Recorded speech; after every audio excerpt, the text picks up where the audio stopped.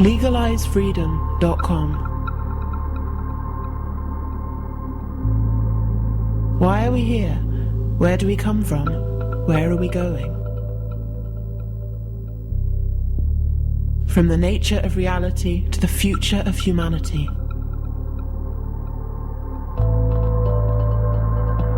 Beyond politics, poverty and war. LegalizeFreedom.com.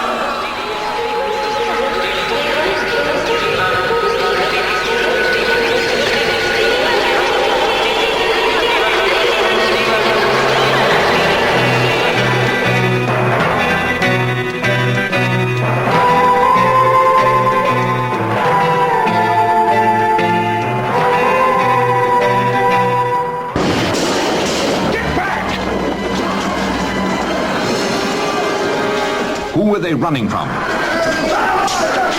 What have they seen? Whom do they fear? There are 5 million answers to these questions, and every one of them is a shocker. I saw it. Horrible. Terror, 5 million years old. If it were a choice of survival between a blind man and a trippet, I know which I'd put my money on. But you're assuming equal intelligence. Oh, no, I'm not. They don't need their intelligence to equal ours. Trivet sting, huh?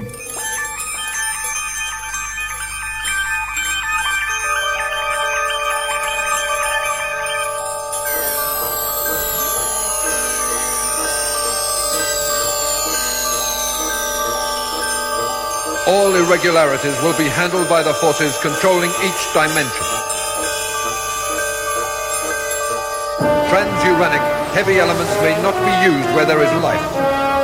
Medium atomic weights are available. Gold, lead, copper, jet, diamond, radium, sapphire, silver and steel. Sapphire and steel have been assigned.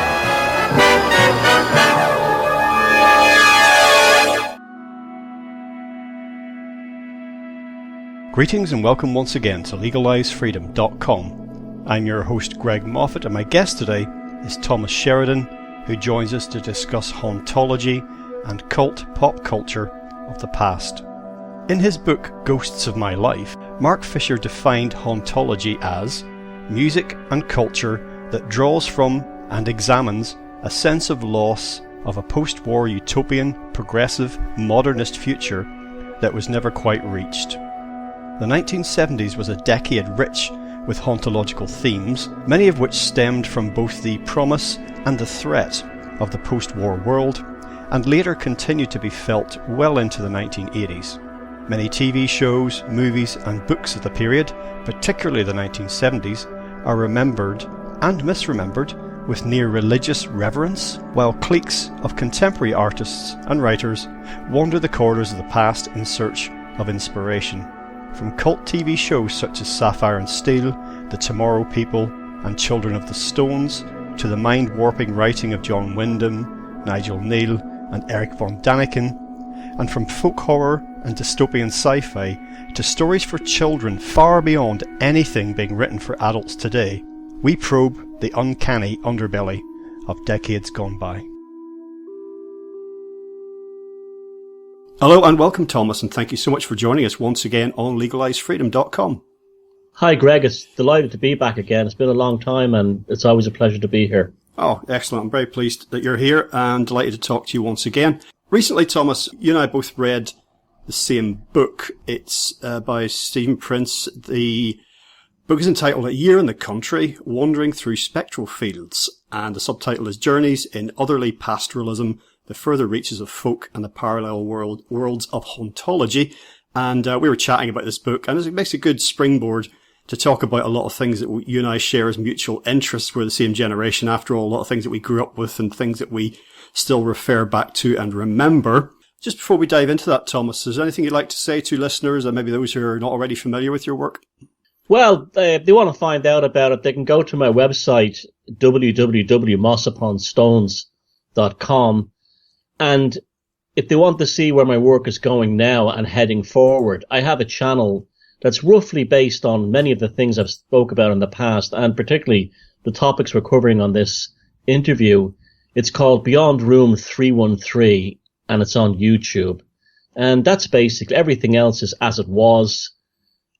And I'm not working on any books or anything at the moment. I'm particularly interested in exploring film for the most part, although I will be writing books again at some point in the future. But right now, the making of films in terms of creating vignettes of topics similar to what we're going to be talking about tonight, and other things such as megaliths and so on and ancient sites will be covered from now on indefinitely on Beyond Room 313 on YouTube.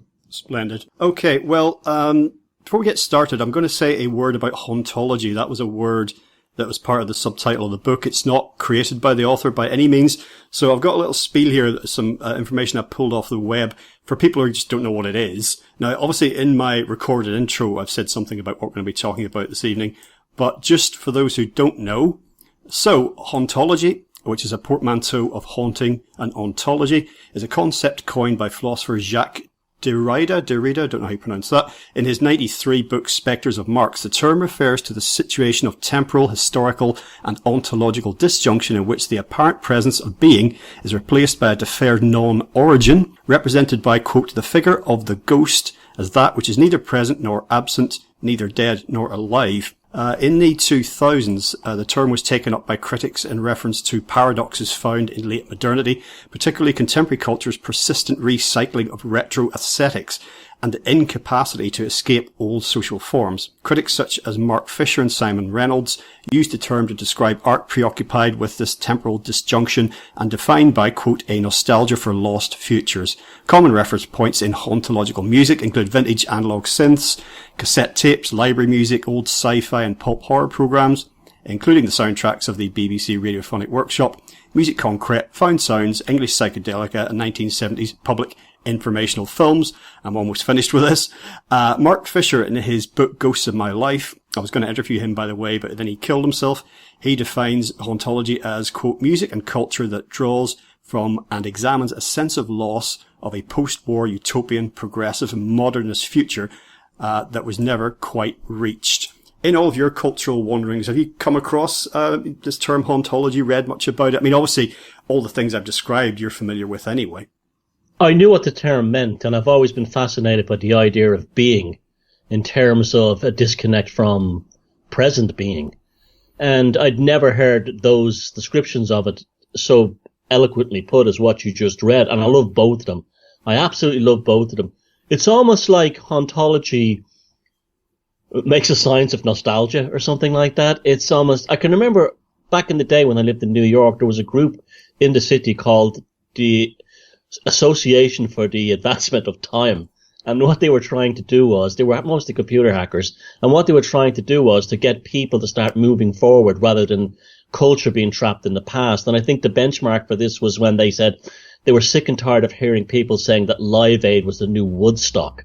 And I totally agreed with that idea that we were stuck in these sort of like twee ideas of nostalgia. And when hauntology came along, it was like, yes, that's kind of how I do feel, that there's something more special to this kind of folk horror or, you know, analog synth music and books and magazines of the era I grew up in that is almost has a sense of refinement to it.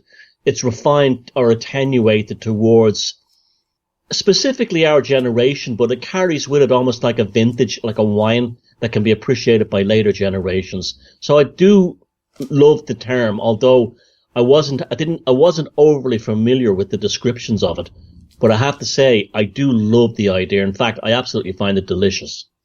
Well, there's good and bad in this. When you say nostalgia, for a lot of people, it has a warm, fuzzy glow, because this grass is always greener, particularly if the grass is in the past. People are obsessed with living in the past or the future, aren't they? Most people. It's about what happened and things were better back then, or things are going to be better tomorrow. It's never about where they actually are.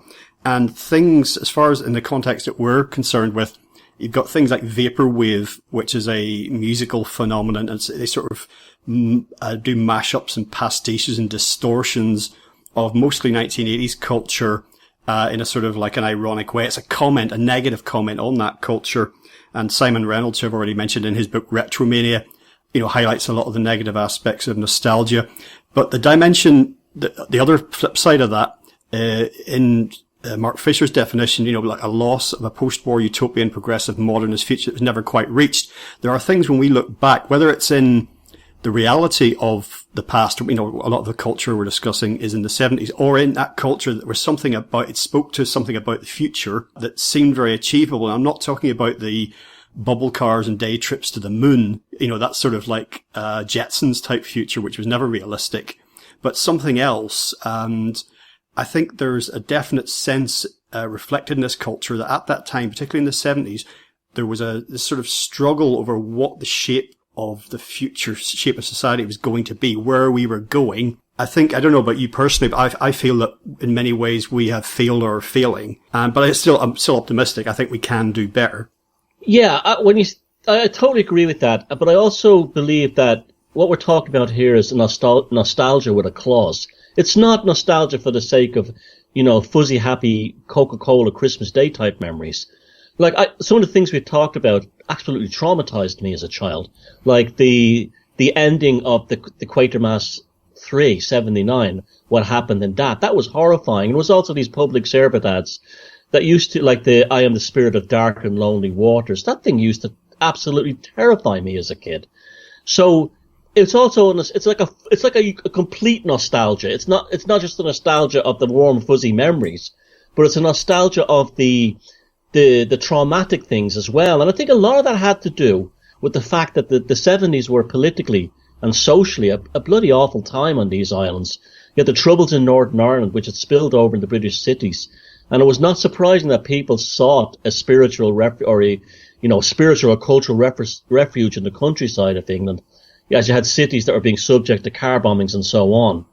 And you also had the racial and social tensions within British urban society, and everything from football hooliganism to the National Front to events. What about the Yorkshire Ripper, which manifested into the minds and souls of people in South and West Yorkshire, actually destroying nice outings at the pub where they used to play the bogus Ripper confession tapes on the PA system while they were trying to forget the whole bloody thing. It was almost like a trauma-based mind control decade. So it's not surprising that there was so many TV shows about the countryside and escapism, but also the idea, if you grew up in the northern area, there was still that sense that the countryside was a strange place. And I think that's why hauntology and these ideas of folk horror, they appeal more to people who grew up in urban areas in that period.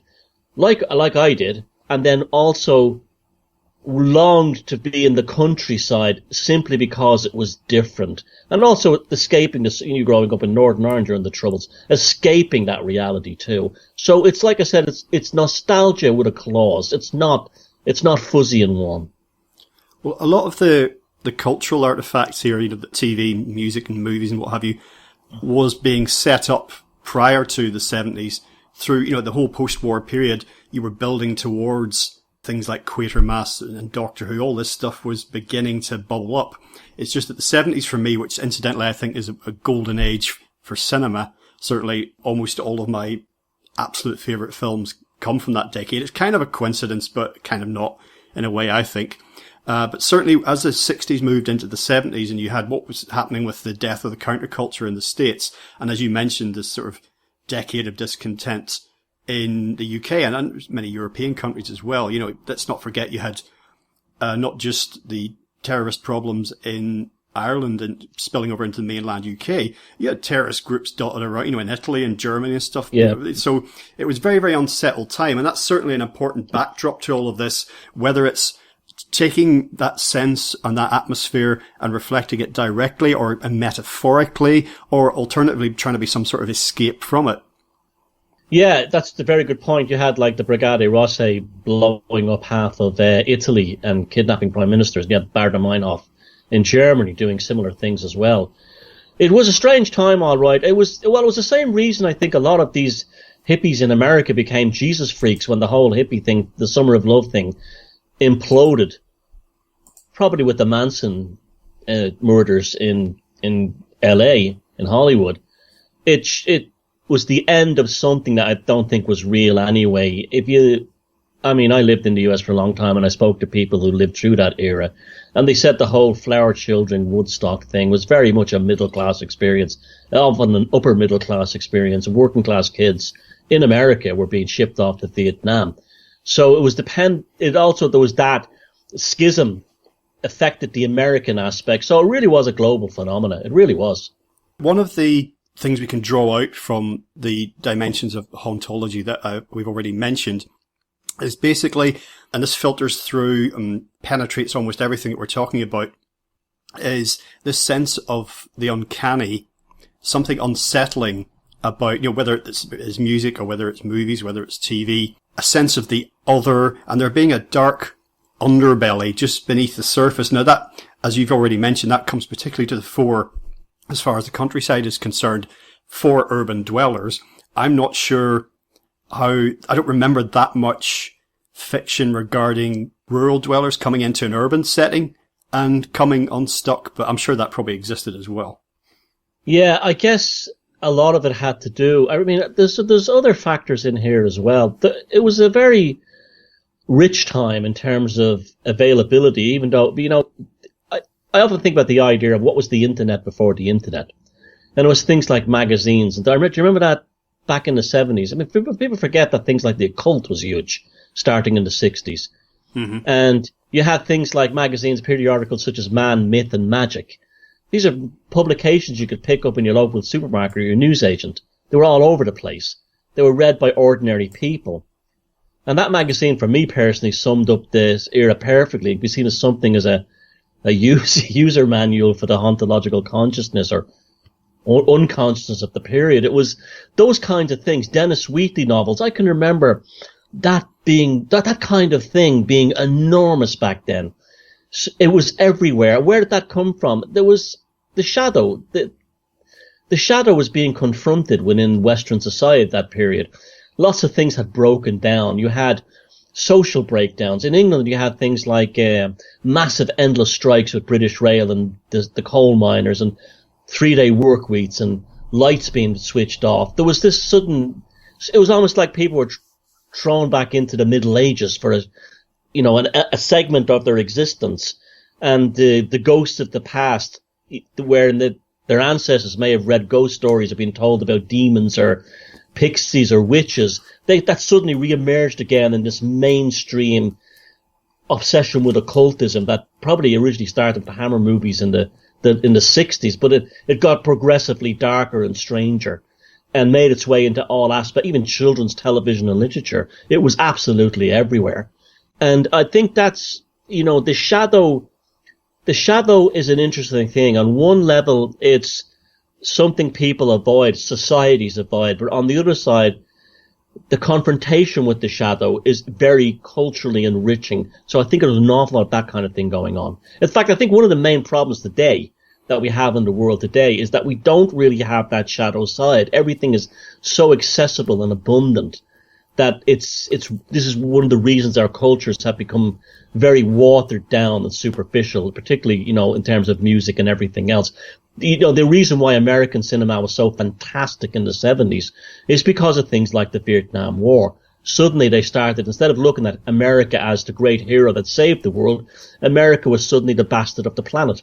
And Americans were starting to see that in themselves. And this is where movies like Taxi Driver and all those mafia movies and all that kind of thing even films like The Warriors, it all came from this idea of America confronting the shadow, and that's why Hollywood films during the 70s are absolutely fantastic. That shark in Jaws could easily be seen as an allegory for what went wrong with America.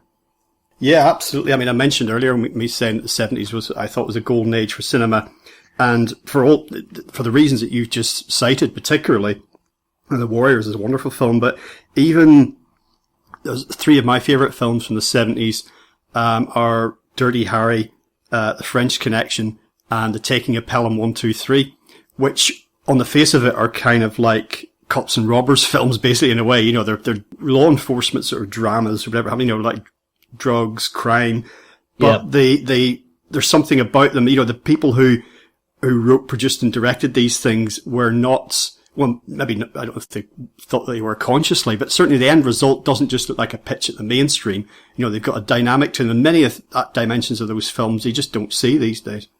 Oh, it's also interesting you picked those three films because they could have all happened on the same day in the same city. They have the same aesthetic backdrop, you know, New York, filthy streets, and gigantic cars, Chevrolets and Dodges that are half falling apart and unclean, you know, driving on the subway lines that are, you know, unpainted and rusting. And it's interesting that you picked those three because they could have all happened at the same day. Mm-hmm. The aesthetic is so similar. Yeah, because when you look at Dirty Harry's San Francisco, how the contrast between that and the Haight-Ashbury sort of vibe. You know? Yeah. Well, just a little aside, you were talking about the occult being massive, the 70s. Now, again, that was continuing development from the 60s. But everybody, sort of people that move in our circles anyway will be familiar with Colin Wilson's book, The Occult, which is a much more diverse book than it first appears. But, you know, that was his bestseller. And that kind of really sums up the zeitgeist. But of all the occult and related books that I have, or the ones that I built a library of when I was a teenager, they were all published in the 60s or 70s. And I'm looking at 3 shelves of them right in front of me now, and I can remember buying these things. I got them, I think I've told you this story before, but in the next town along from me, there was no second-hand bookshop in our town. The next town along, there was a covered market made up with all little units, and you could sell whatever you wanted in them. And this guy had, in one of the central units, had set up a second-hand bookshop. And because it was right in the centre of this covered market, there was no windows. And you'd go into this, and it just smelt of old books. You know that smell. Yeah. Books, shelves, groaning, shelves up so high you couldn't reach them. Books stacked on piles all over the floor. Every time I went in, he was, usually on his own, sitting on his high bar stool, smoking his little roll-up and reading a book. And it was almost like every time I went in, it was like he was waiting for me to arrive.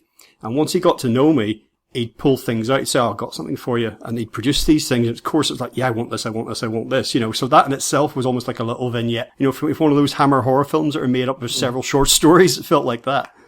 Yeah, that was another aspect of it. I can remember where I grew up, there was a chain called the Bamba, which interestingly is a name for an old mythological name for Ireland. But they used to have thousands and thousands of these second-hand paperbacks. And so, you know, that's where I discovered Dennis Wheatley. There was all kind, you know, you'd have these books with silly covers, like about witchcraft, and you'd have a half-naked woman on the front, you know, with her boobs being hidden by her hair, you know, sitting down in a pentagram, or the books in astrology with covers like that. But you'd actually buy these books and take them home and find that they were actually very, very good. They were I can remember the first book on. The first time I read an Aleister Crowley book was a paperback on astrology he wrote, and I remember thinking it was very funny. There was parts of it he was slagging off the poet William Butler Yeats and demonstrating that his chart would prove that he was a loser and this kind of thing. And it was that was all, like yourself, second-hand, grubby, cheap paperbacks printed on terrible paper, but they had almost like an avalanche effect. It was from that many of us went on a different path in life and brought us through a different conduit.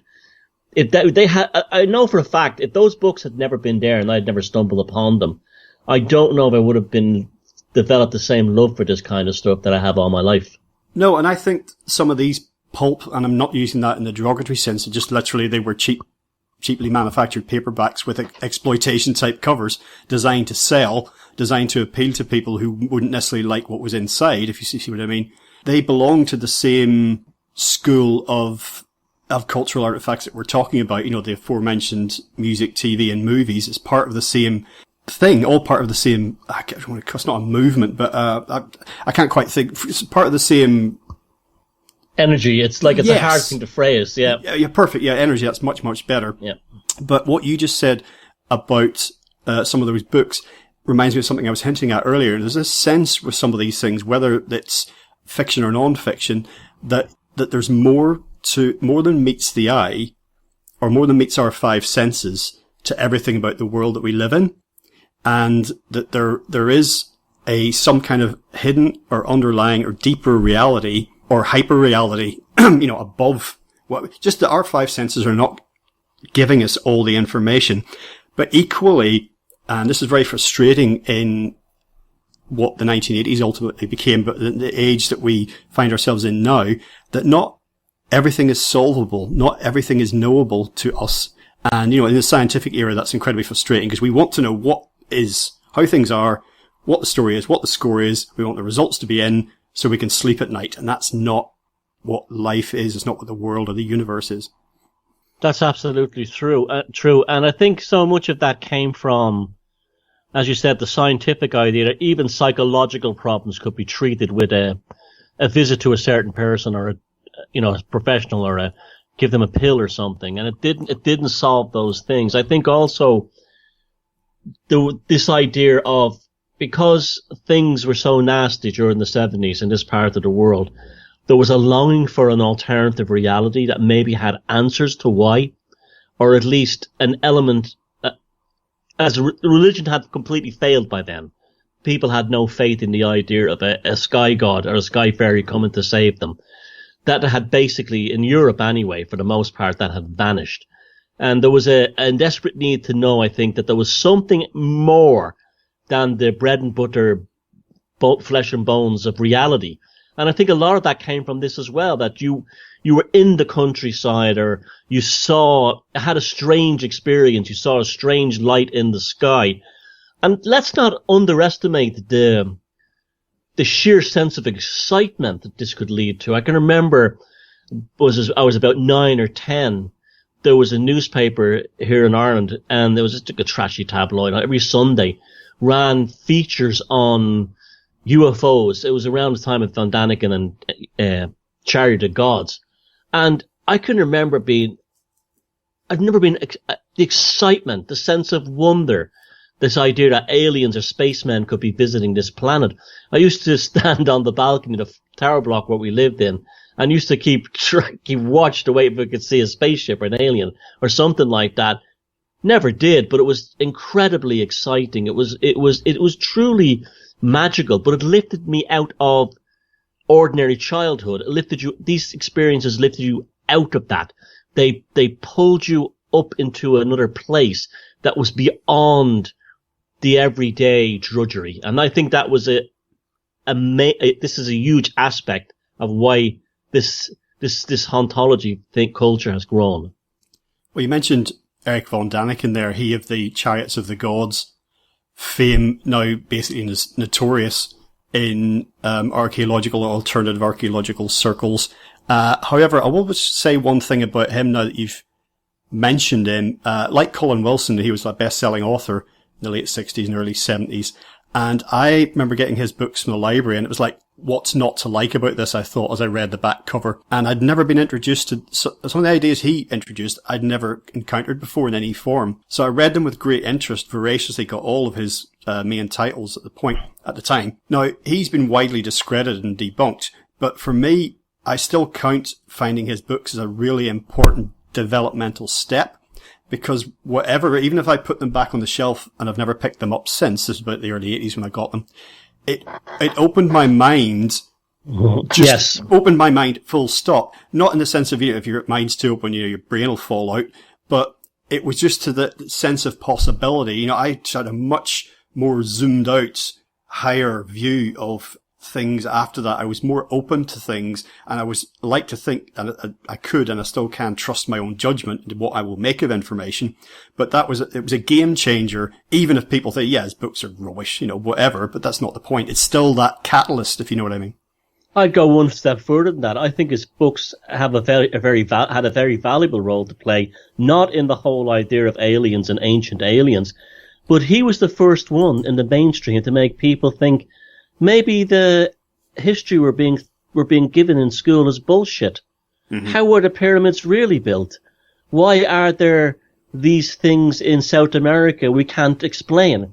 And I would put von Daniken as the seed from which the likes of Robert Bruval, Graham Hancock, and all the people who study megaliths and ancient, even myself, to this day, was gestated from. So it's one of those interesting accidental things that shoots off another tangent, and that's what he did. And I'll always be grateful for him for actually opening up what are the Easter Island statues? Why are they there? You take the alien stuff out of it. He performed a very, very important function in where alternative thinking, ideas, and media is today. Yeah, I think so. It's asking the question, isn't it? Or just acknowledging that maybe the official story doesn't stack up, and that because it fits sort of 50% or whatever, that we should just forget the subject it's over with. Because I remember reading about the Easter Island statues, for example, before I discovered von Daniken, and reading whatever mainline theory there was about them, and I didn't have any other information to go on. I thought, oh, that's interesting. I wonder how they were made, and moved on.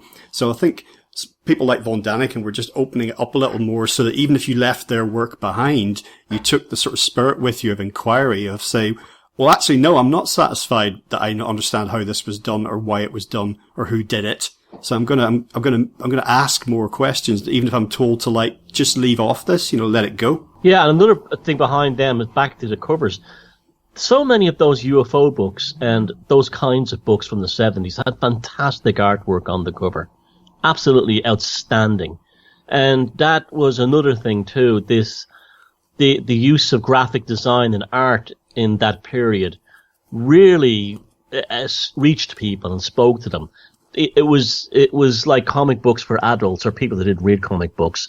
And his books, I always remember, had fantastic branding in terms of how the graphic design looked, which looked amazing, but also the format it was within. You could walk into any bookshop in the world, and from 100 yards, you could tell that book was about the subjects you were interested in: UFOs, ancient mysteries, ghosts, whatever. They all had a certain look, and I think that later on that became popular in magazines like Omni and science fiction book paperbacks. But there was something about that artwork that's very appealing and very you want to get it's almost like hypnotic. Yeah, I mean, I've got entire books that consist of pictures of book covers, if you see what I mean, or artwork that was created for book covers, many of them from that period. And yeah, they're really, which you don't often get these days when the digital era, a lot of things, ironically, given the power of the technology, a lot of artwork is thrown together. But a lot of those things in their own right, it was an artwork that had a piece of art in its own right that had its own power and its own independent worth and existence. It just so happened to end up on the front of a pulp paperback. Absolutely, and you wanted to collect them and keep them. I think that's also why nowadays you don't find many of those books in charity shops or even in second-hand stores, or rarely even on things like eBay. I think people who have them tend to keep them just for that reason alone. I know I do. Oh, I've picked up paperbacks that I've got that fit the bill what we're discussing, and stuck it into Amazon, and it's you'll see it as either not available, or there's some chancer on there, some Arthur Daly characters got it for got it for £900 or something, knowing that if anybody in the world is serious about owning this, they're going to have to stump up that sort of cash. And while it's highly unlikely to happen, if it did sell, what a payday, Yeah, and it's almost impossible to find those paperback magic books. They're almost, like you said, you're either going to pay a king's ransom for them, but in general, they're not even out there, even for the king's ransom. Whoever has them, I stumbled upon, I had it when I was younger, but I found it again, an original, I think in 1973 or 4, Colin Wilson's Necronomicon, and it's just like I practically have that thing bolted into my bookshelf. There's just something, and there's nothing special about the cover or anything, but it was the first time I ever heard of chaos magic and these ideas. But yeah, I mean, there's something they're like prized possessions that rarely come on the market. I used to wonder when I had books that I had to actually go and it would be brought to mind for some reason. Sometimes, usually for some connection with something else, and I'd say, "Wait a minute, that book I got, what's it called? Who's it by?" I can see the cover, and I'd have to go and look for it to see, am I imagining that book or have I got it? And then I would find it some of the time, and then I'd wonder, has somebody been going around buying up all the copies of this so that no one else can see them? And that leads me into the area, which is very relevant to some aspects of hauntology, which is like misremembering, because a lot of nostalgia is about misremembering. And that also connects with the question that I mentioned to you before we did this, can collective memory be trusted? And there's at least one television show that I was convinced that I saw in the late 70s or early 80s, like a one-off drama. I can find no evidence whatsoever that it exists or any reference to any elements of the plot. Needless to say, it was an occult sort of mystery thing. What was the name of the show? What are the thing that you didn't exist? I used to tell people, have you ever seen The Devil's Hutch? And they'd go, no, I've never seen that. I said, oh yeah, because I remember it was about this. And what was it? I said it was about, there was an entrance to it was like an entrance to hell. And it was located just in this rural setting, and some children discovered it. And I've never heard of that. And I subsequently looked in the internet age. One good thing about Dr. Google is access to this mass collective species memory, though some of it obviously is missing or missing in action or removed, but no reference to anything like that whatsoever. But I can almost see the title sequence. There's no sound in my memory of recollection, but I can see this bit of forest and clearing leaves away and fallen timber, and that's it. This thing exists, but it doesn't. So there you go. It's all in my own mind, apparently. I have a memory of a TV show of kids on the Danube Delta that had been dubbed into English, and they would have adventures with smugglers. It was sort of like a Slavic version of the Enid Blyton, but better stories. And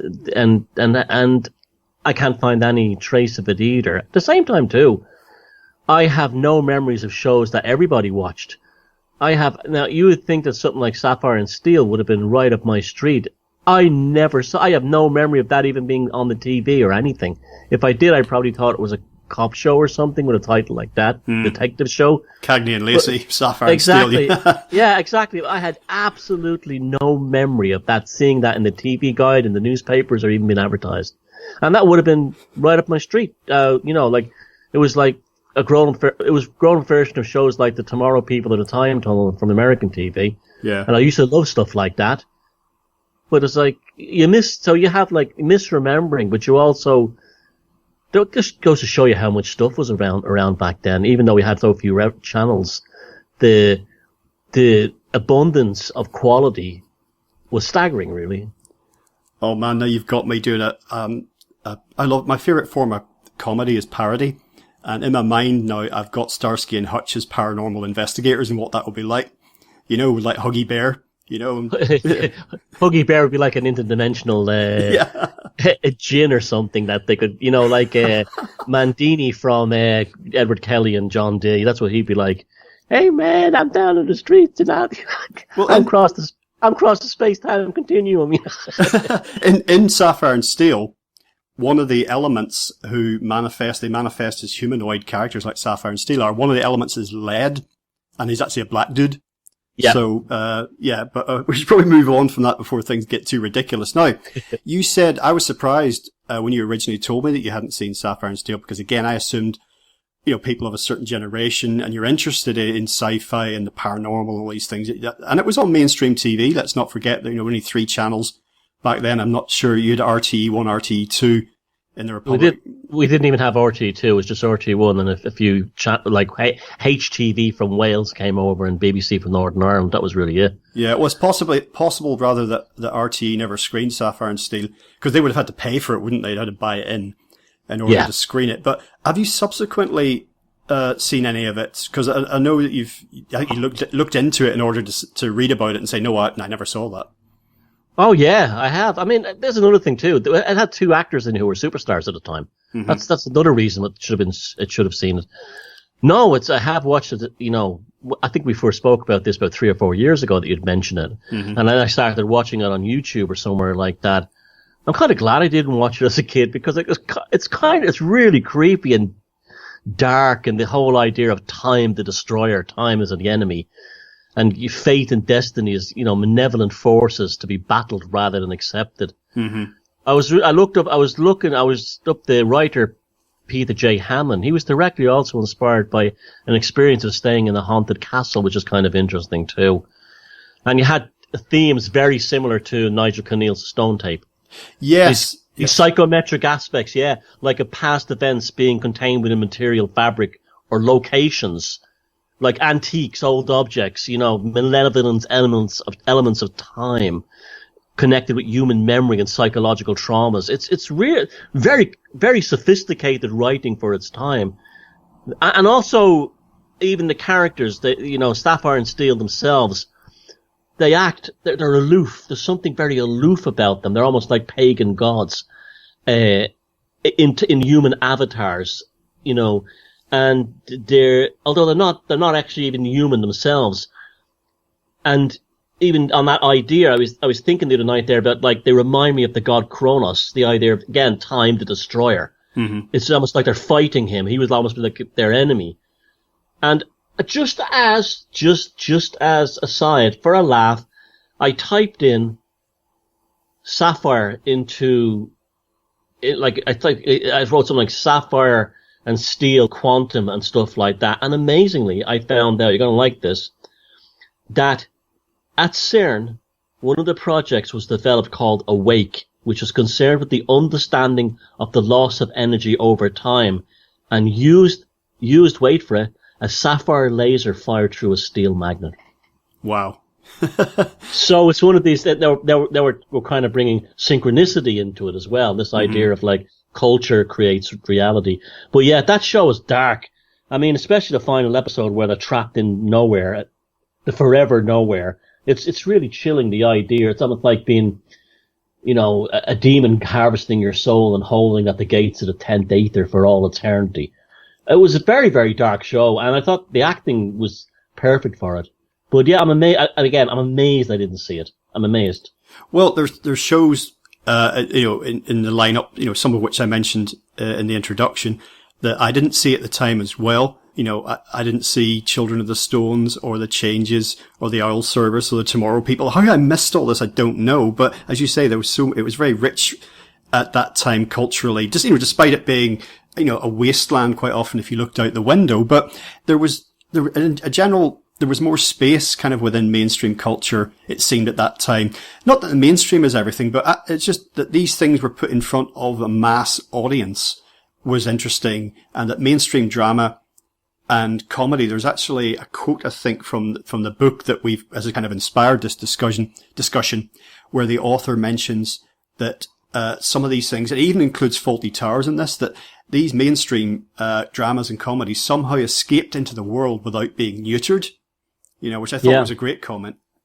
The rise and fall of Reginald Perrin, or the fall and rise of Reginald Perrin. Mm-hmm. Leonard Roster emerged, going into the taking his clothes off, got an English businessman over middle class, going into the sea at the beginning, and re-emerging as almost like an Orpheus character from the abyss, from the underworld, with finally the faculties to allow him to survive in a world of absolute surreal absurdities called modern business. Mm-hmm. Could you imagine even pitching that to a TV executive today? And yet it was hugely successful and hugely popular. The shows that you'd mentioned, the only one of them I have a very clear, and that I was in it from the start, was Children of the Stones. And the reason for that was that bizarre vocal intro, that multi-creepy harmony vocal intro that happens with those fisheye lens and handheld camera shots with jump cuts of the Stones at Avebury. That thing was like, a bomb exploding. You couldn't ignore it.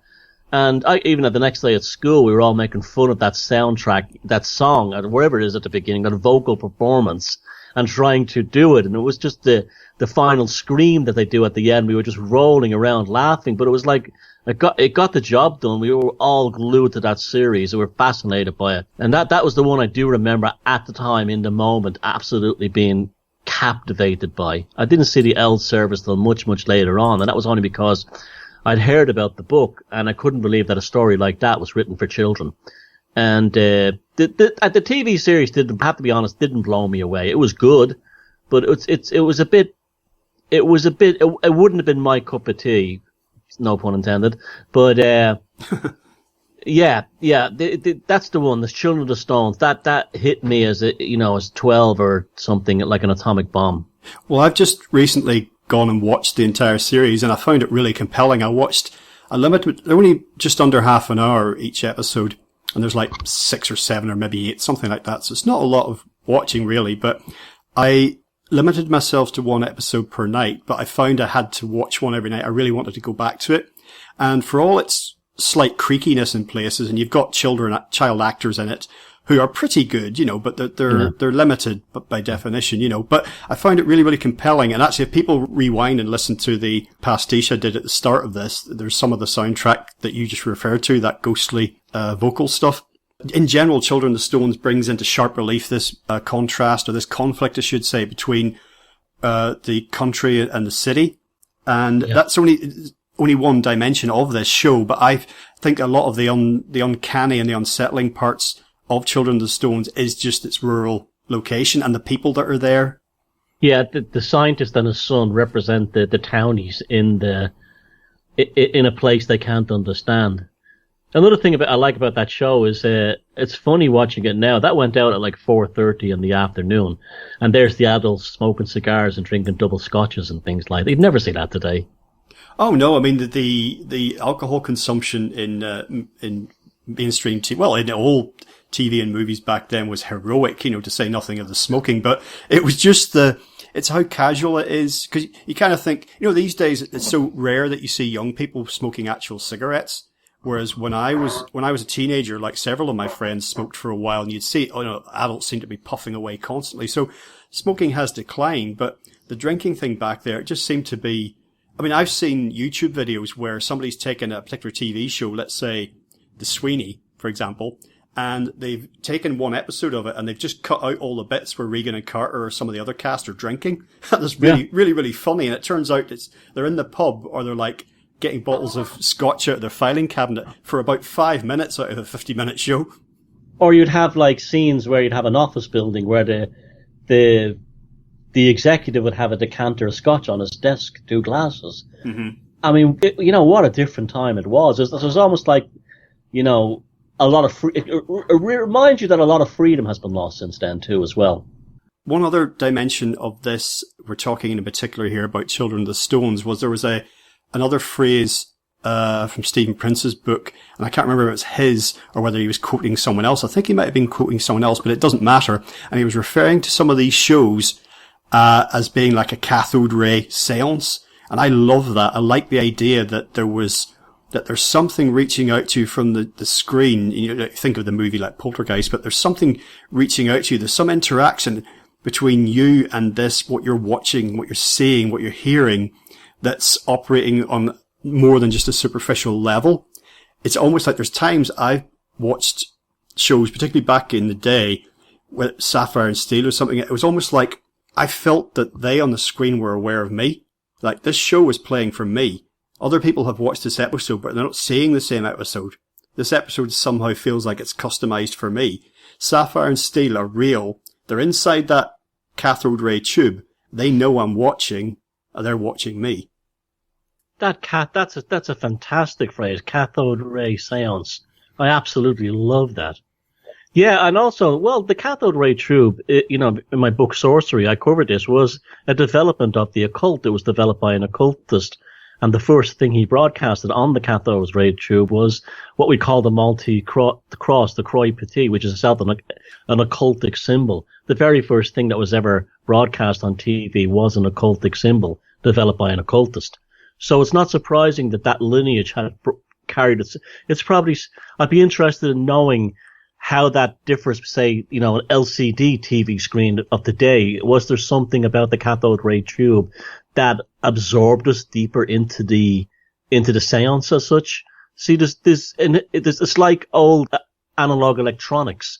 The same, and we're going to talk about synthesizers as well. It's the same idea. Is there something? Well, there is. I know it for a fact. I've been speaking about this for years. But there's something about the analog signal, the analog processing, that does lend itself to a more transcendental experience with electronics than you get with, cold digital electronics. Absolutely, yeah. And you've not only spoken about it in the past, we've discussed it several times in our talks. Incidentally, we have done many interviews together, and if people are interested, they'll find them all linked up on the interview page for this one at legalizefreedom.com. You can just click through and explore. If you're interested in general in what we're saying here, I think people will find a lot of value there. One further word about Sapphire and Steel. I was talking about that particular show, me having that particular effect on me. It echoes something I was saying earlier about there being, more to reality than meets the eye. And that you said they were like pagan gods. And it's a bit like the ancient Greek idea of the gods. There's power plays and agendas and things going on that affect us directly, that are out of our control, and most of us have no awareness of. That's what that felt like. Yeah, definitely. To continue on from the cathode ray seance, we were staring into an oracle. Mm-hmm. Now, we're talking about Children of the Stones. In case it wasn't mentioned, we're talking there about standing stones, stone circles. In the case of that particular show, it was the circles at Avebury. In fact, it's set in Avebury, it was shot in Avebury. And you've written a lot and spoken a lot about megaliths. It's one of your major areas of interest. And we've mentioned Quatermass here. Now, that was a series of books, films, and ultimately a TV show written by Nigel Kneale, who's one of my favourites from this era. I think the guy was a genius, and even manages to, and this is something we talked about when we were talking about the Druid Code, your book, he even managed to squeeze megaliths into Halloween 3, Season of the Witch, that movie, which he was involved with the original script development. But the TV series that you mentioned earlier, the Quatermass one, the final one, involving these young people and a cult based around megaliths, it's just incredibly expansive and evocative. We could do several shows just on that alone. It's so enormous. But just to keep it within the context of the Quatermass 3 or Quatermass 79 or whatever it went down with John Mills when it went down. Mm-hmm. What I loved about the Quatermass series is that when it first starts out on the BBC or whoever broadcast it originally, Quatermass is an unorthodox scientist at but in kind of like intellectual and emotional conflict, ethical conflict with the power structure, which is usually always the military. So there's a kind of a Cold War pastiche of, these madmen are going to destroy the world. That's very apparent in Quatermass and the Pit, played by the general that was in that, Brett, I think his name was. And by the time we get to Quatermass 3 in 79, a lot of things we spoke about at the beginning of this broadcast are summed up at the intro. You can't get across London because there's gangs that rule, gangs almost like terrorist type gangs, and they're very heavily equipped with machine guns and everything, who run parts of London, and the streets are not safe. Now we're seeing that happening today in London as it is, and you have they go to a TV show, and I don't know if you remember, but the TV show that he's on has this like ridiculous, I don't even know what to call it. Wouldn't even call it surrealist, but just pure stupidness, vapidness, just to get on TV. And that's, that has all come through since then, with reality TV and all these so-called talent shows. And then he's in conflict not with the military, but he's in conflict with society. Society is falling apart, and all he cares about at this point is finding his granddaughter or his grandniece who's missing. And apparently she's gone off with these lay people who are a cult led by a Barda Meinhof type psychopath who they're being brought to the stone circles in order to have it's just fantastic really, to have their energies harvested by these alien, well, they don't act, it's like the the Village of the Damned. There's no mention of the space aliens. It's just an exterior force. And that's what I love about that kind of idea. Just another force. It doesn't necessarily have to be aliens from another planet. And the cult becomes increasingly more vicious and hostile. I covered this, and I even remember the page 160 in Defeat the Demons. I wrote a segment in a chapter on psychopathology and cults, and I referenced Quatermass 3 and the lay people cult, planet people cult, sorry, and the pathological psychopathic leadership basically being the conduit between the exterior non-human pathological force and that of the innocent flower hippies who are being brainwashed into being food for these negative entities and so on. And so it was, even back then when I was writing books about psychopathology, I was including a lot of stuff because it was always an ongoing interest with me. But that show is amazing. That what they cover in that, even the fact that they have the Jewish Sabbath right before the harvesting at the stone circle. That was even like the conflict between paganism and the Abrahamic religions. It was all, the writing was outstanding. I mean, as you said, the man is a genius. It's sensational, actually. And let's talk about Halloween 3. Now, that's another aspect we can bring to this as well, is the idea of the same cult, as this show is going out over the world, it may be difficult for people, say, in the United States, to understand the kind of context we're talking in terms of our culture, but you can see the symbiotic waves in a similar cultural experiences of this whole, like, you want to call it something like an English dream time, connected to the New England idea in the USA, and this kind of conduit towards American Gothic horror. You had, say, starting with Edgar Allan Poe, making its way through H.P. Lovecraft and on to Stephen King, into a world of American, American artists like Andrew and Jamie Wyatt and Charles Birchfield, this American kind of like dark rural painting. And you have from Maryland to Maine the same microcosmic reflection of the same experiences we're talking about in this part of the world. And if you're to glue both arms of this experience together, John Carpenter and Nigel Kneale in Halloween 3 Season of the Witch does that perfectly. I actually did an analysis of this for Beyond Room 313 recently, and although it takes place in California, the old New England, Britain, Celtic druidry elements are all there in that story in Halloween 3, right down to the stealing, as you said, of one of the Stonehenge monuments. I think in the decades to come, he'll be remembered as one of the greatest writers of all time. When I was reading, there's a book, I can't remember the author, but it's called Order in the Universe, the films of John Carpenter. And it just has a chapter on each of the films that he'd done up to that point, which is most of them actually, because that was around the time that he'd sort of stopped working so much. And there was a quote from an interview with Nigel Kneale, and it was about where the plot for Halloween 3 was going, because like you and I know how it ends. And quite a typical John Carpenter, ambiguous ending, a bit like at the end of The Thing. He's like, we'll just sit here and see what happens. Like, no, you can't leave us like that, but it's so delicious. But so Nigel Kneale's being quizzed by somebody on the production team or whatever, just like, look, I'm not sure about this. I mean, this is going to be a bit much for the audience to take. And he said, I don't give a fuck about the audience. And I kind of thought that was yes, that if only more people could be like that. Yeah, and we live in a world where that's not allowed anymore. Everything is determined by market research and focus groups and viewing analysis and things like that. And that's interesting too. Like it's one of these kind of like counterpoint connecting dots thing. Then we have the John Carpenter and the whole analog synthesizer thing. It's the part that his movies played, particularly Halloween 1. How influential that was in the synthesizer music that came along later all over the world. It's almost like this thing became a glue or something that glued so many things together, and yet they were not far apart. It's so strange when you think about that. There's all these kind of interfaces like Nigel Kneale, between Hollywood, John Carpenter, and the UK. It's an amazing thing, really.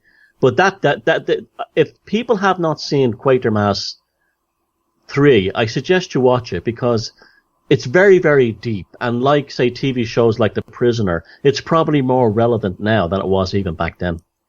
A couple of things sprung to mind from your comments just now. Yeah, this is like, these things do exist in such an interconnected way. It's like a global web before there was a network computer web, if you see what I mean. But yeah, you're talking about Carpenter, and even though Halloween 3 is set in California, well, yeah, it's like a flip side, isn't it, in some ways? And there is a comment in some of his films on American culture, well, a very big one actually, in the same way that there is with David Cronenberg and Canadian culture. And it's, well, the parts of Canadian culture that were similar to US culture of the time. But another of John Carpenter's films, The Fog, is set just up the coast in California, and it echoes some of what I said earlier about the, an uncanny, unsettling dimension to the countryside. And the takeaway from that is like, hey, LA is, and lots of people have said it, that's a bubble. LA doesn't really represent California. Well, he kind of transferred New England to the west coast of America. Mm-hmm. I mean, the town where the Silver Shamrock factory is in California in Halloween 3 is really, it's like Jerusalem's lot has been brought over there. And the fog, that could be, that's somewhere in Maine or Massachusetts coastline. Mm-hmm. It's the same thing. He basically, I don't know, maybe he made it because it was easier to make it out there, but those stories could be easily set in New England. It was the same element. It's almost like this, what began in England in the early 70s, became a chain reaction that went to New England in Stephen King and the films that came out of that, and then bounced its way over across the other side of America to California. It was the same conduit.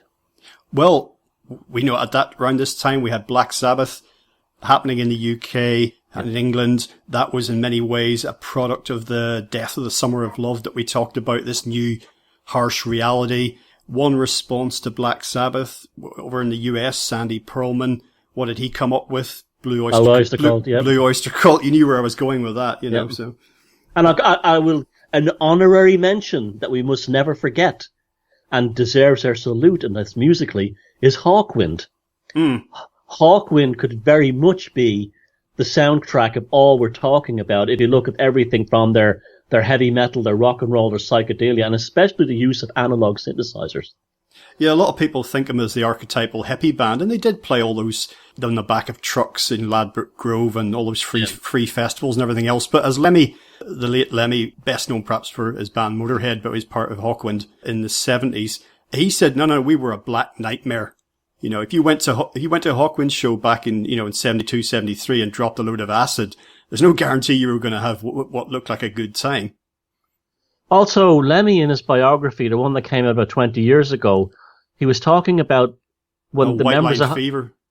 Well, yeah, was it that one? I don't remember, but it was the one that was a big hit. Mm-hmm. And he spoke about the first time Hawkwind saw a UFO. They were going through the Yorkshire Moors somewhere, and basically a ball of light followed the bus, stopped, and hovered over them. And that was fascinating, I thought. But even to bring in the earlier terrorism thing, wasn't there a member of Hawkwind that was like carrying grenades around with the band? He wanted to start a revolution. I mean, the history of that band is almost impossible to believe. It's just so out there. But yeah, I would add them. They came from the hippie era, but I would say that musically they played probably a huge part in all this. Oh, absolutely. Well, they got into quite a lot of hot water with their song "Urban Guerrilla." Yeah, I think it was that guy actually, the guy who sings on it, or the guy who wrote it. Yeah, I'm an urban guerrilla. I make bombs in my cellar. The lyrics went, it was like, whoa, he couldn't come out with that now. So. No, and that was even before punk. Yeah, oh yeah, absolutely. Oh, well, they're a big influence, I think. I think Hawkwind are one of those bands that, from the hippie era, from the prog era, that the punks didn't detest. In the same way that Motorhead were one of the bands that came out, 75, and then punk hit, and you'd see punks at Motorhead shows. So I think there was an understanding there, It was Hawkwind, Motorhead, Thin Lizzy, I'd say, and even Blue Oyster Cult. They were the bands that they were tolerated by the punks. Yeah, exactly. That's a very good way of putting it. One other little nugget, and it's just another little thread in this web of connection, was that William Friedkin, director of the French Connection and a number of my other favourite films, he directed The Exorcist, of course, most famously. People will remember a little snippets of Michael Field's Tubular Bells on the soundtrack. William Friedkin later said, because he got Tangerine Dream, so one of the architects of the synthesizer music that we mentioned earlier, he got them to score his film Sorcerer, but he said, if I had heard Tangerine Dream before I'd finished The Exorcist, I would have got them to do the score. And I've always thought to myself, oh damn, imagine what that would have been like. That would have been amazing. Not to take from The Exorcist and Tubular Bells. That worked also. That concludes part 1 of our interview. Be sure to tune in next week for part 2. If you enjoyed the show, check out the website, which is legalizefreedom.com. That's legalize-freedom.com, where you'll find an archive of programs offering alternative views on a wide range of topics, including politics and economics, energy and environment, culture, spirituality, history, and the nature of reality. Until next time, I'm Greg Moffat, and you've been listening to legalizefreedom.com.